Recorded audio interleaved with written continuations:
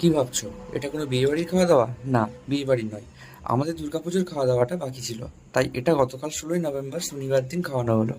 ভাত, ডাল, পায়েস, শুক্তো, আলু পোস্ত, আরও অনেক কিছু আমার ছিল। সাথে মুড়িটা খেলে এটা কিন্তু ঠিক করলে সকালে বসে জানি ফোন করেছিলে একটা তো ফোন করে পাবো। যেহেতু তার আগের দিন একটু খাটাখাটলি ছিল, তাই সেদিন আমার আসতে একটু বেলা হয়ে গেছিলো। এখানে মেনুতে ছিল ঘুগনি, গরম গরম বেগনি আর তার সাথে মুড়ি। এ লে লে চলে মানে যেন থাকে গাইস বিট্টু বেগনি চুরি করছে গাইস। দেখতে দেখতে দুপুর গড়িয়ে এলো, আর এখানে সবাই আসতে শুরু করে দিয়েছে। এবারে দেখো লাইন কতটা পড়েছে। হ্যাঁ আরো বেশি কি রে হাই শর্ট চাটনি আবার কি পড়ে গেল রে?